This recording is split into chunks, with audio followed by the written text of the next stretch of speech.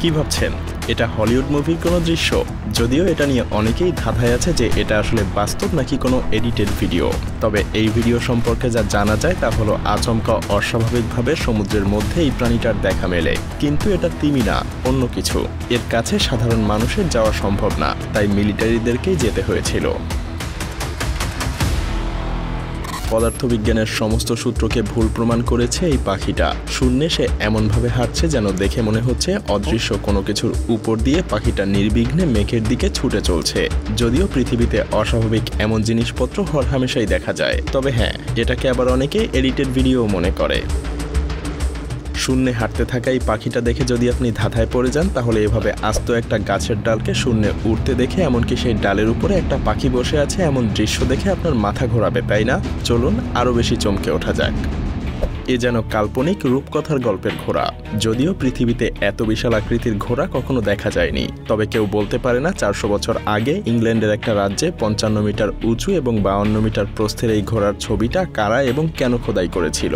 আর্কিওলজিস্টরা শুধু এই খোদাইকৃত ছবির বয়সই নির্ধারণ করতে পেরেছে, কিন্তু কারা কিভাবে এটা তৈরি করেছিল সে সম্পর্কে কিছুই জানা যায়নি।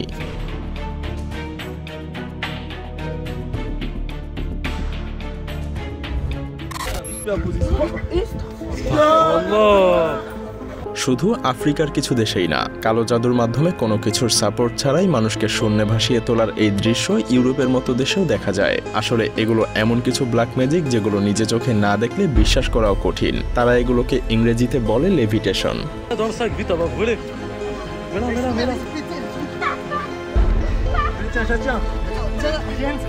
শুধু পাখি না, পদার্থবিজ্ঞানের সূত্রকে একটা পাম গাছের পাতাও ভুল প্রমাণ করতে পারে।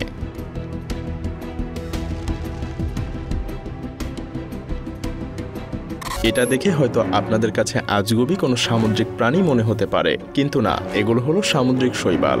যদি কখনো এমন কিছু দেখতে পান তাহলে দূরে থাকবেন, কারণ শোনা যায় এগুলো মানুষদেরকে টেনে নিয়ে যায়।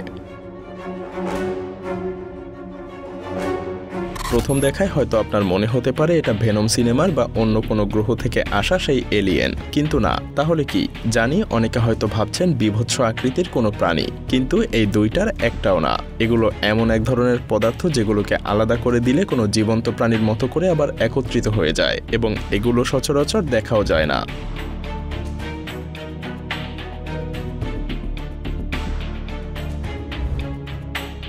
আপনি হয়তো এই মালভূমির শিলার উপরেই চড়তে পারবেন না, তাহলে একবার ভাবুন তো, প্রায় 1500 বছর আগে শ্রীলঙ্কায় অবস্থিত এই শিলার উপরে রাজা কাশেপ কিভাবে এই অভেদ্য দুর্গ নির্মাণ করেছিল, সেটাও কিনা জঙ্গলের মাঝখানে, যার ধ্বংসাবশেষের কিছু অংশ এখনো আছে।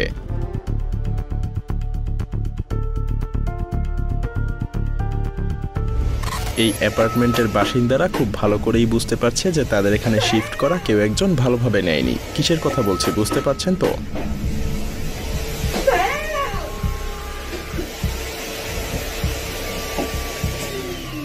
পাখিটা দেখতে বেশ কিউট, তাই না? ওয়েট, একটু পরেই এর ভয়ঙ্কর রূপ দেখতে পারবেন।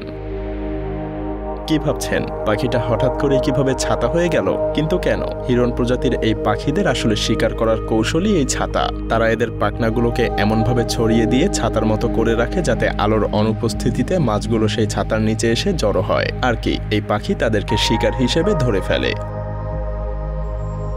মাঠে না, চীন যেন আকাশে ফুটবল খেলার প্রস্তুতি নিচ্ছে। তবে এটা কিন্তু বেশ বিপজ্জনক, দেখেই গা শিউরে উঠছে, তাই না?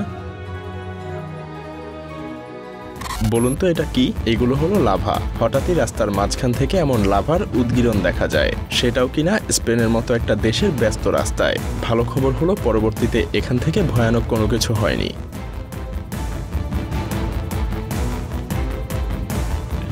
এ যেন মাছের টর্নেডো।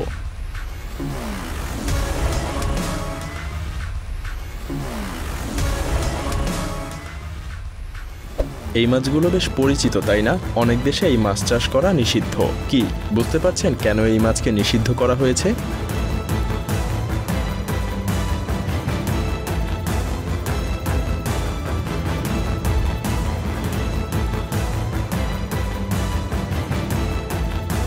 আপনার কি মনে হয় এই ব্যক্তি কি তীরে পৌঁছাতে পারবে?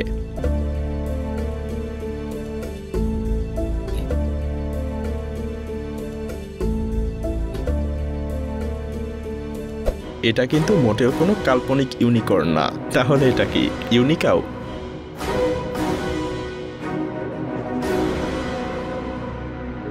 এটা যেন পৃথিবীর সবথেকে অদ্ভুত এবং অফুরন্ত খাবার। অফুরন্ত বলছি কারণ এটাকে আপনি বারবার রান্না করে খেতে পারবেন। আপনি ঠিকই দেখছেন, এগুলো নুড়ি পাথর। এগুলো এমন এক ধরনের খনিজ পাথর যার সাথে বিভিন্ন মশলা এবং সস দিয়ে ফ্রাই করা হয় আর এরপর বারবার খাওয়া হয়। তবে এটাকে আপনি নতুন খাবার মনে করে ভুল করবেন না। এগুলো চীনে কিন্তু বেশ প্রাচীন খাবার হিসেবে পরিচিত। চীনের সমুদ্র তীরের অভাবী মানুষেরা শত শত বছর ধরে খনিজ পদার্থযুক্ত এই নুড়ি পাথরগুলো এভাবেই খেয়ে আসছে।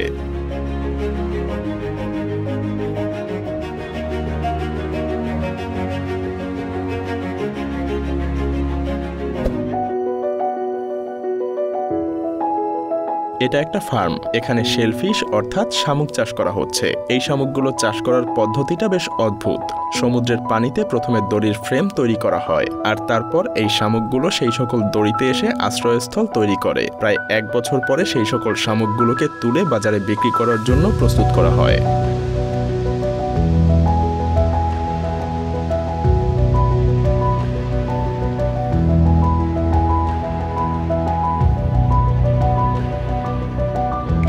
কৃষিকাজ শুধু মাঠেই না, সমুদ্রের তলদেশেও শুরু হয়েছে। এই দেখুন, এগুলো হলো একটা বায়োডোম, যেগুলোর মধ্যে একটা উদ্ভিদ বেড়ে ওঠার জন্য যে সকল উপাদান প্রয়োজন তার সবকিছুই আছে। আর সূর্যের আলো প্রবেশের জন্য আছে স্বচ্ছ গ্লাস। আর তাই যে কোনো শাকসবজি এই পদ্ধতিতে খুব সহজেই চাষ করা সম্ভব।